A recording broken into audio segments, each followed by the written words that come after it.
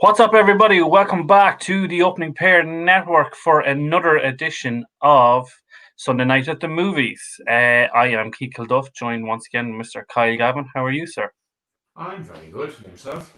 Not too bad, not too bad. We have an interesting movie to review. Obviously, we're back from our break, so back to our regular schedule of programming as best we can be. And we are going to review The Fighter, which came out in 2012, directed by David O. Russell. This is a movie now, Kyle, that you picked this movie of the two of us. I suppose, why?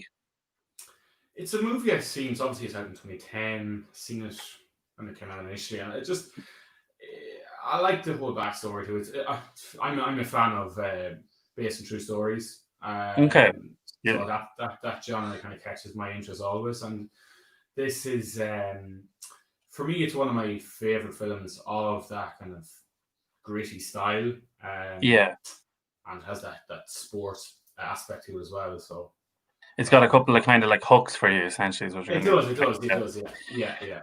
It's an interesting kind of movie. It comes out in a period where all these people are involved. So obviously David O. Russell himself, he hadn't made a movie for about 5 or 6 years before he came back with The Fighter. And I think probably he's probably best known as, there was a movie called Three Kings. It came out in 1999 and it actually starred Marky Mark as well. Right. I think George Clooney is in it also. It's kind of it's an army movie. I think it's set in the Gulf War, and it's kind of like they go on like a heist to kind of rob gold or something. Yeah. And I think that's kind of who Russell's probably like creme de la creme up to this point. But the funny thing I find then is from this movie and kind of all the acclaim that we'll talk about, it really kind of has a jumping off point for Russell's career, because he goes on in 2011 and he does Silver Linings Playbook with Bradley Cooper. And then also then in 2013, he does American Hustle, which is a fantastic cast. It's got Bale in it as well. Jennifer Lawrence is in it. And then also he does Joy in 2015 with Jennifer Lawrence as well. So I really think it was a really interesting kind of like jumping off point for Russell, because when you're, obviously I'm not a director, never will be, but I think that I feel like you probably get to a crossroads in your career at some stage, and I always talk about like having big moments, whether it's sport, whether it's movies, whether it's TV shows, whether it's careers of any description. I think this is a big moment in Russell's. Yeah, and I think there's a lot of strong females in this as well, which I think and they're at the forefront, which is really important. I think obviously, I think let's just break into this cast. So obviously Mark Wahlberg's in it, Christian Bale, Amy Adams, and Melissa Leo. Bale and Leo actually win Oscars for their performance in this role. Where was Wahlberg at in his career at this stage, Kyle? He was just kind of coming off producing Entourage. So did you watch that by any chance? I did actually watch that. I bought the box set. I'm not going to lie. I did. I binge watched that. But he was kind of coming off of that. He was kind of coming off of Date Night, that type of. So he was coming off kind of comedy roles, and right. This is a big change for him. It's a very serious role, obviously based on true story, as we said. So it shows, I suppose, his range that he can go from comedy to serious, hard life story, I think. Exactly, because I know with Bale himself, in 2007 he did 3:10 to Yuma, which is it's a really interesting movie. It probably got overshadowed a little bit by the assassination of Jesse James at the time.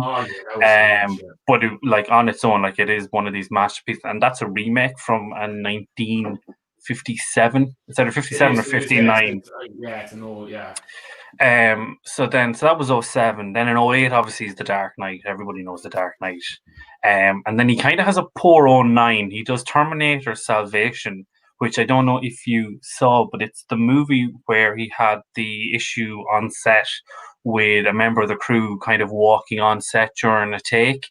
There's a viral video of him going psycho at this member of the crew, and I think Family Guy did a really funny bit about around it. But he also did this movie called Public Enemies in '09 as well with Johnny Depp, which is like a gangster movie What a based on great the. film. That's a Do you think brilliant so? film. Oh, I was a big fan of that film. Yeah, yeah. Yeah, I didn't think it was great. Now I'll be honest Okay. with you, Okay, yeah. but it's funny how like that's kind of the lead into this, and Oh, yeah, then so everything kind of before that, and then this is so different, and then we've spoken just off air about how he changes like his appearance so differently. yeah. Like, and we'll get into it more as we move on. But like to take those roles and then go to this is completely night and day. And then obviously, then this really kind of jumps off. It's a jumping off point for him because obviously he comes back. He finishes out the Batman trilogy in 12 with Rises, and then he's obviously, as I said, he's part of the cast of American Hustle in 13 as well, and he's gone on from strength to strength. But he doesn't need you or me telling them that. But so that's Marky Mark and Christian. So Amy Adams in this movie. So you had a look at her career. I did a bit of a look at her career, yeah. Yeah, she's actually coming off of leap year, just coming into this. So it's That's a based comedy, I think, isn't it? It's kind of a rom-com thing, yeah. It's actually based in Ireland. The story is sort of based in Ireland. So it's a lighter role again. Okay. Kind of. She's very versatile, though. Oh God, like in yeah, her whole yeah, career, like and yeah. this again as well. Yeah, But I think she stars in the Muppets then after this as well. Like, so that's a completely different direction altogether. And I think we've spoken about it off air as well. How amazing she was in Catch Me If You Can. You're a big fan of that movie, so that's my favorite film of all time. But sure, look, that's for another day. Yeah, definitely. But yeah, no, she's very flexible. She kind of makes the role her own. She doesn't really get a huge, I suppose, blockbuster starring role in this movie, but like when she is, but it's not that kind of movie though either. No, it's not. No. And I think she's very like she makes her presence known in scenes even if she's not speaking. And I think that's a real sign of a really good actress. She's got that strong presence there. Definitely. So I think, listen, let's break into kind of like how we kind of break down a movie. Do you want to take away how we're gonna do this, Kyle? Yeah, so we have our 6 categories there, as you can see on screen. We have our Barstool overview, kind of our unique selling point, I suppose. Our adrenaline occasion is kind of the scene that catches you, that you just think, oh yeah, this is brilliant, this is funny, this is scary, this is whatever. Recall and recite, or another little genre, is sort of that line that you just come out in cinema, or you come off when the edits roll up or whatever, and you're kind of, oh wow, yeah, that's what you're quoting to everyone. Who we relate to is your favorite character type. The person you see, yeah, wow, that person stole the show for me, or that's someone I can identify with. Obviously, then our rating out of 10 is our opinion, so hopefully it's not too far off. And then a new genre that we have that is your takeaway from the movie. So I think we discussed this yesterday. It's kind of something new we're trying out, that it's something you've either learned about the person in the film or the industry that the film is portraying, or just, I suppose, a feeling you'd get coming out of the movie, or you would look at something differently afterwards. So yeah, those are our 6 categories. So yeah, and I think just before we jump into the categories, guys, if you're watching, please, once again, if you can like and subscribe to the Opening Pair now, where we're trying to build out this channel as best we can. Likes, comments, everything and anything really does help as we continue to grow. So listen, I'm going to kick into this Barstool overview. I'll be honest with you, I didn't love this movie all in all. But my overview is, I think that this movie it's a movie of great performances, but it's not a great movie. And what I mean by that is, I think Bale is fantastic. I think Melissa Leo as their mother is fantastic. I think Amy Adams is fantastic. And I think Marky Mark does the best of what he can. But obviously, it's a different kind of role for him.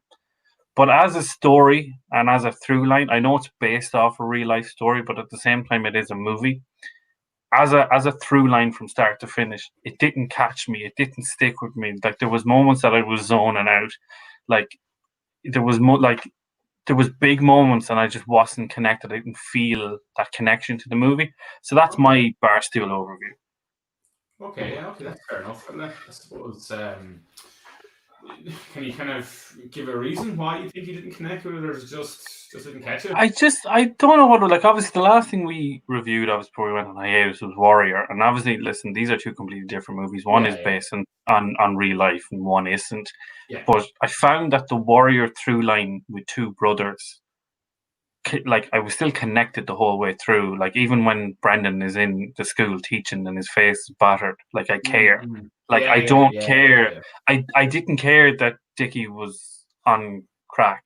I didn't really care that Mickey didn't know whether or not to take a fight or not. I didn't care that his mum was his agent. I didn't. It just didn't kind of. It didn't hold me for whatever Mm. reason.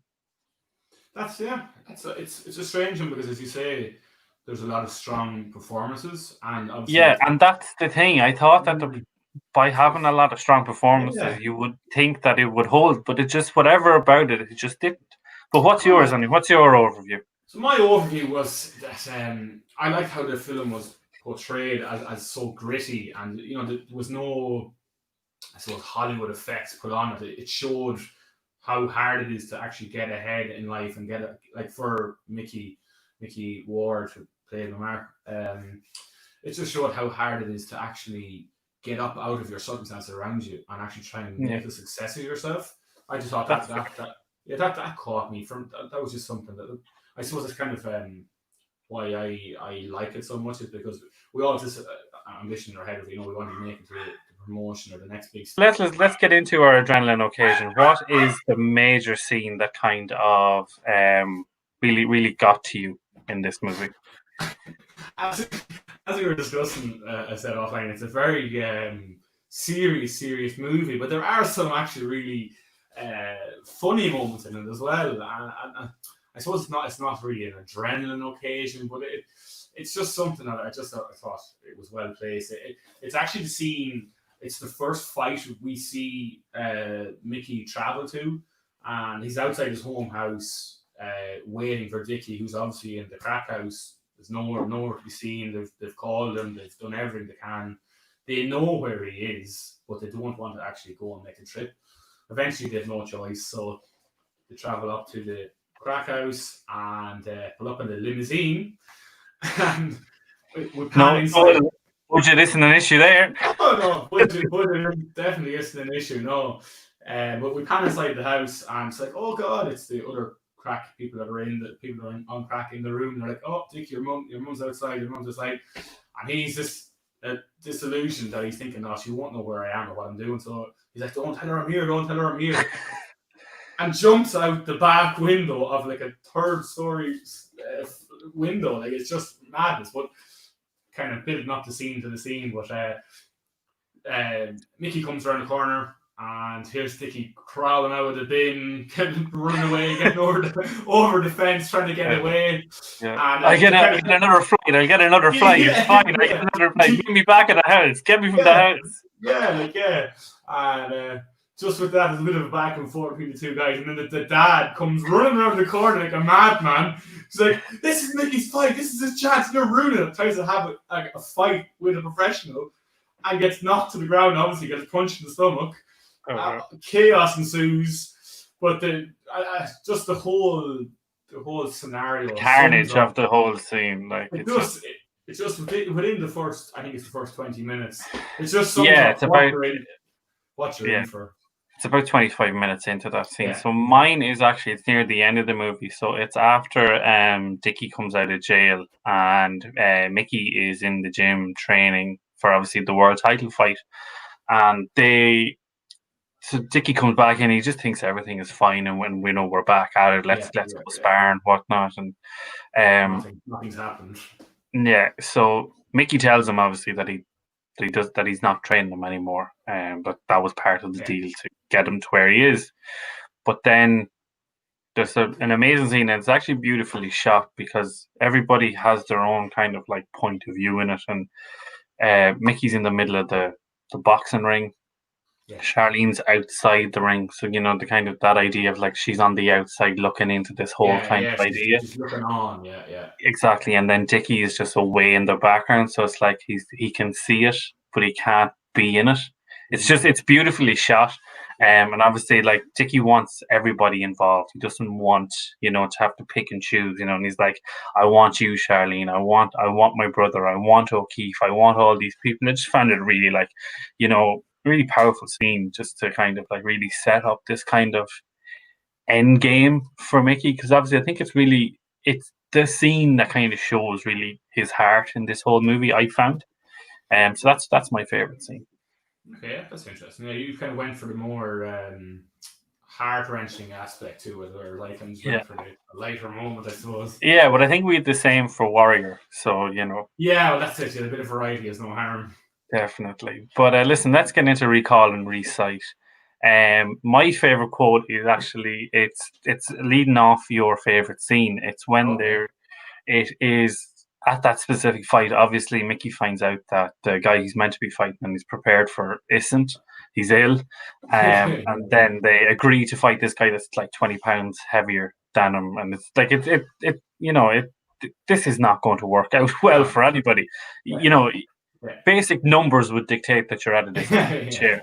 Yeah. But he obviously he's in the next scene. Obviously, they're in the ring and they're getting ready, and Mickey just turns to Dickie and he's like, "He did not get off the fucking couch, and if he did, I want a couch like that." And obviously, then the leading off point is that he just gets absolutely destroyed in this fight, because he Oh, God, shouldn't have taken a fight Oh, God, yeah, just for the sake of a paycheck, like. it was actually hard viewing that scene. It's just how gruesome it was, I suppose. But yeah, it's a funny moment though in the middle So, of it yeah, all. it's a Again. nice light kind of moment because it's said so deadpan as well. It's like Yeah. yeah. It's like the realization of, oh my God, I'm going to be murdered here.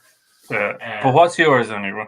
So mine is actually it's when Amy Adams, or Charlene, as she's in this, the role she plays, actually first comes to Mickey's home house and meets all the sisters and meets Alice, and so it's kind of a scene of where Alice has decided that Mickey needs to fight again. It's just after she has a fight for him, isn't it? She has a fight for him. She's decided there's a fight for Mickey. Mickey's kind of not been seen for a number of weeks, and they're trying to figure out what's happening. But so they're all kind of sitting down, and Mickey's kind of like very shy and very quiet. He's like, "Oh, I'm not happy," and the mother's obviously super confident, as we've seen, and she's like, "Well, what's wrong? Why? What? Give me reasons, give me facts, back us up." And he's there, and he's kind of like, this and Charlie's just there, like she just rattles off this, just really confident, sharp to the point, and the mother's like, Who are you? Why are you talking? Hi, I'm Charlie. We just met. We're together. Do we need to do this again? Hi, I'm Charlie. I just love that. It's the timing of it, just the deadpan, as you say. It's just perfect. Just puts everyone in their spot, and just lets them know that this guy, we're together now. That's it. Yeah, it's so funny the way like they call her an MTV girl. She's like, can you please stop calling me an MTV girl, whatever that is. Yeah, that didn't. But but I think that's a really good point to kind of get into then who I relate to, because my favorite character in this movie is Amy Adams' character Charlene. Just from the moment we meet her, like she's not this damsel in distress. She is her own independent person that is not going to take any crap from anybody at all. She's really Mickey's strength, and also I think what she does is, because she's not in the family, and this is a very kind of like a family oriented movie in terms of like the story, she's able to kind of take him out of this and actually open his eyes in terms of like what he needs in his career. And sometimes like you really just do need an outside voice to come in. She takes no shit from anybody. There's the funny scene obviously when the mother and all 7 of the daughters come over to the home, and she absolutely smacks one out of it, breaks their knuckles. But I just think she's so strong in this movie, and I think I just want to. I know we mentioned it before, but just like Christian Bale to just transform himself again. It's the 4th or 5th time he's done it in his career. The Machinist, obviously, to being Batman, to being this, then going back to being Batman. to then even just there a couple of years ago in Vice being Dick Cheney, bloating himself up, Oh getting yeah. like it just the ability to change his body shape and his appearance for roles. It's outstanding, and there's no other I way think of so. describing Yeah. it. But Yeah. who's yours? So for me, I went for like I suppose a lesser known character within the film. It was actually the boxing coach O'Keefe or Mickey Okay, O'Keefe. It's actually little well known that he actually Mickey O'Keefe plays himself in this movie.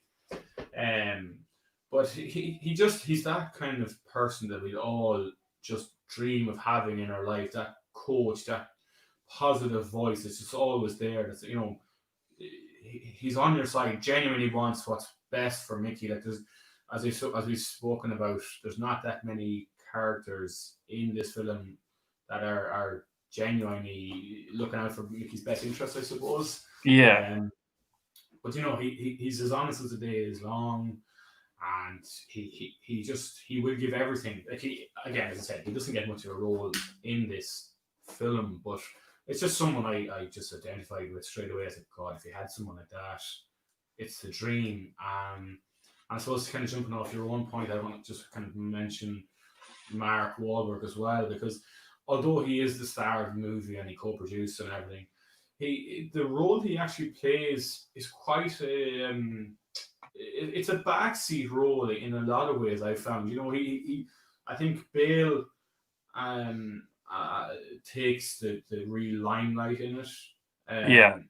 whereas he kind of plays that he portrays that shy sort of Reserved character. yeah, and he's very real, and I suppose it's a reflection on Bale, or sorry, on Wahlberg himself, that that's where he's from. He is that type of a person, I suppose. He's a very family orientated man, and I just felt he deserved a mention definitely. But no, for me, it'd be those two. But It's O'Keefe O'Keefe. was O'Keefe, yeah. Cool. So I think, listen, we're kind of getting near to the end of kind of our review. So once again, guys, if you're watching on, if you could please, once again, if you could leave a like if you haven't already, leave a comment afterwards. Let us know what your favorite parts of this movie is. Interaction with people really really helps the channel, really helps the algorithm. So let's kick into our ratings. So I suppose this movie was made off a $25 million budget, and Yeah, it's featuring, yeah. IMDb. Yeah, IMDb have it as a 7.8 out of 10, and Rotten Tomatoes have it at 91%. 91, So yeah. it's held in really high regard. Decent Um, scores, yeah. for me though, like again, and this kind of my rating is going to be based off kind of my overview that they are linked in one sense. So I'm going to say it's a 6.5 out of 10, and I know that's quite low. Ooh. But it really does come back to what I was saying in my overview. It's a movie of great performances. It's just not a great movie for me. And again, Bale is really strong. Leo is strong. Adams is strong. Marky Mark does the best of what he has. Yeah. But I just, as a whole piece of art, as a whole movie, it just didn't hold my attention. And the parts that did are very, very good. So for me, it's a 6.5. What about yourself? Yeah, that's interesting that you say that. Because as you say, it's the characters you identify and whatever else. For me, I actually gave it an 8. Okay.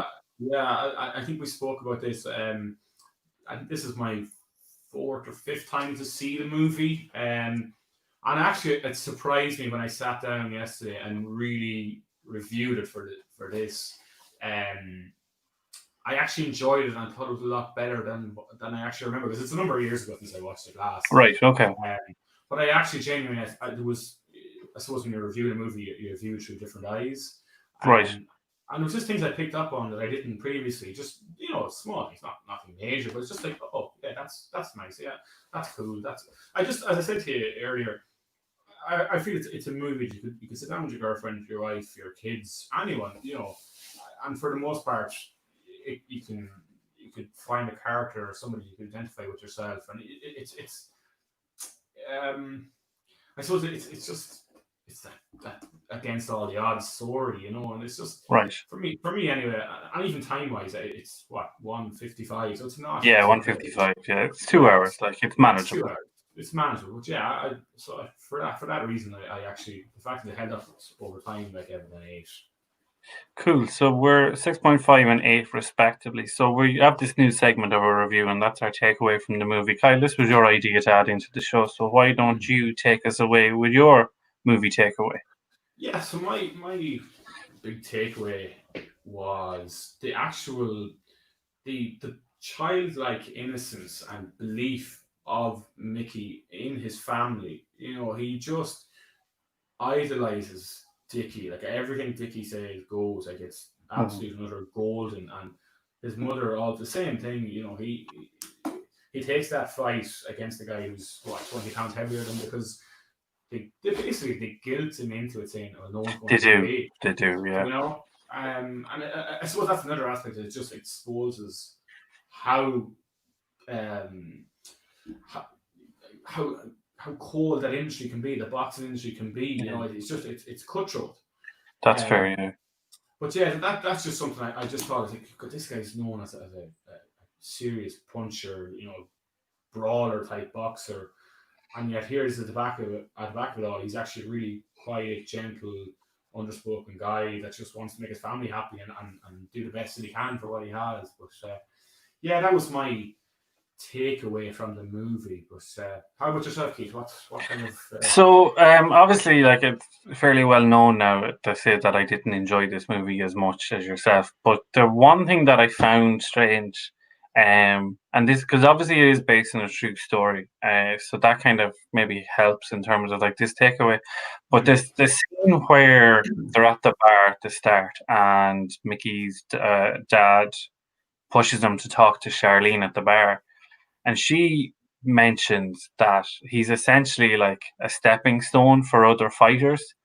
And I just found it very surprising that you would actually call out a fighter for being at that stage in his career. Again, I don't know if that's a big thing, with fighters. I would imagine that at certain stages in your career as a fighter, you know where you stand and whether like the boat is gone or if you're just like holding up a piece in the card. You're never going to get that big fight anymore, but you're always going to be middle of the road, or you're going to be in your prelims and you're going to be the guy that's going to take the hit from the next big thing.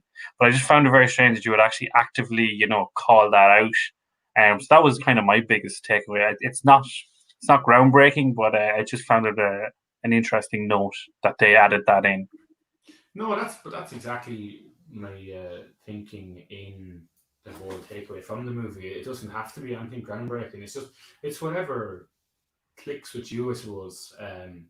It's just that's kind of my point actually I made to you yesterday was even if you didn't enjoy a movie, it's always a decent sign you can take something away from it. There's always something to take away from it. For pretty much any movie, you can take away some sort of a lesson. And guys, that is our review of The Fighter. Apologies. The Fighter came out in 2010, directed by David O. Russell, once again starring Wahlberg, Bale, Adams, and Melissa Leo. We didn't really touch on Melissa Leo. She, as we mentioned, she won an Oscar for this movie, and she is fantastic as Alice, their mum.